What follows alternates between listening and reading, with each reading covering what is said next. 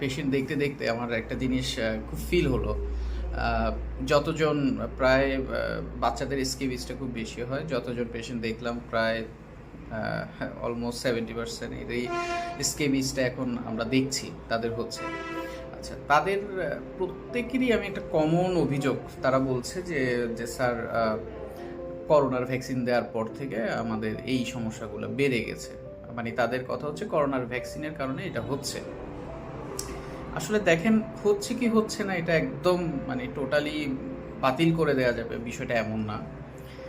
ভ্যাকসিনেশনের কারণে হতে পারে যেগুলো, সেগুলো হচ্ছিল যে আপনার হয়তো বা কোনো যেগুলো আপনার অ্যালার্জিজনিত সমস্যা সেগুলো হতে পারে, কিন্তু যেগুলো জীবাণু দিয়ে হয়, যেমন স্কেবিস জীবাণু দিয়ে হয়, এটা আসলে বলাটা কঠিন। তো আমি একটা কমন একটা বিষয় বলি যেটা আপনাদের মনে একটু প্রশান্তি আনবে, যে দেখেন করোনার ভ্যাকসিন যখন প্রথম স্টার্ট হয়েছে, প্রথম কিন্তু ডাক্তারেরাই দিয়েছে, চিকিৎসকরা দিয়েছে, নার্সরা দিয়েছে এবং স্বাস্থ্যকর্মীরা দিয়েছে।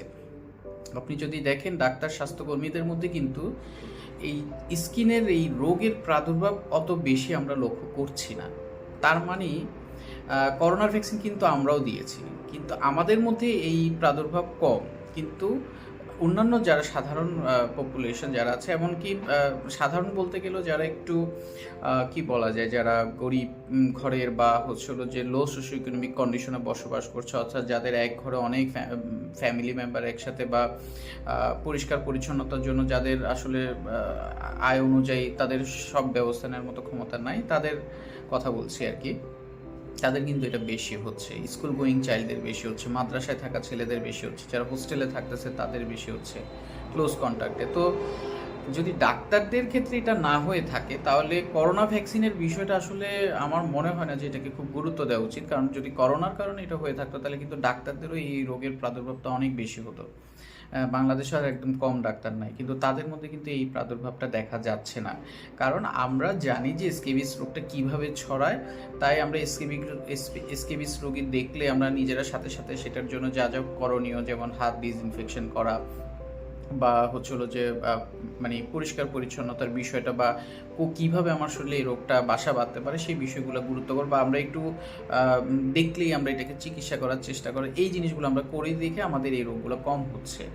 তো বিষয়টা আসলে এরকম যে স্কেবিস আসলে ছোঁয়াচে রোগ, এটার প্রাদুর্ভাব বেড়েছে। একটা কারণ হতে পারে যে স্কেবিসের জীবাণুকে আমরা যে ওষুধ দিয়ে চিকিৎসা করি, পারমেথ্রিন, সাধারণত আমাদের দেশে যেটা সবচেয়ে বেশি ব্যবহৃত এবং সবচেয়ে বেশি কমনলি পাওয়া যায়, সে ওষুধটার হয়তো কার্যকারিতা কিছুটা কমেছে, যার কারণে আমরা আগে যেরকম দেখা গেছে যে একবার অ্যাপ্লিকেশন করলে মোটামুটি পুরোটা ভালো হয়ে যেত, এখন সেটা হচ্ছে না।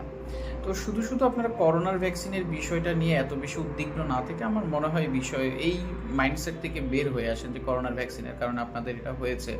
কারণ এরকম হলে স্কেবিস শুধু বাংলাদেশে না, একদম পৃথিবীর সব প্রান্তে হওয়ার কথা ছিল ওরকম একই রকমভাবে, কিন্তু উন্নত দেশগুলোতে বা আমাদের এখানে যারা এই বিষয় সম্পর্কে বেশি সচেতন, তাদেরও কিন্তু হচ্ছে না। তো আপনারা আমাদেরকে দেখেও এটা চিন্তা করতে পারেন যে হ্যাঁ, ডাক্তারদের তো এত বেশি হচ্ছে না, তাহলে আমাদের হচ্ছে, তাহলে করোনা ভ্যাকসিন তো ডাক্তাররাও নিয়েছে, তাহলে তাদের হচ্ছে না কেন? তাহলে করোনা ভ্যাকসিনের সাথে এটার সম্পর্কটা আসলে ওরকম না, হয়তো বা বিষয়টা কোইন্সিডেন্টালি বা কাকতালীয়ভাবে মিলে গেছে একটার পর একটা ঘটনা, সেটার কারণে হতে পারে। কিন্তু আমার মনে হয় আপনারা এই বিষয়টা নিয়ে বেশি উদ্বিগ্ন না হয়ে রোগের চিকিৎসা করেন, এবং অল্পতে আপনারা একজন রেজিস্টার্ড ফিজিশিয়ানের কাছে আসেন। এলোমেলোর চিকিৎসা করলে কিন্তু এই রোগগুলো আরও খারাপ হতে থাকে। আপনারা সাধারণত অল্পতেই করেন কি, ভুল চিকিৎসা করে ফেলেন, তখন আমাদেরকে সেই ভুলটা শুধরাতে হয় এবং সঠিক চিকিৎসাটা দিতে হয়। তো সেখান থেকে আপনারা একটু বের হয়ে আসেন। সবাইকে ধন্যবাদ।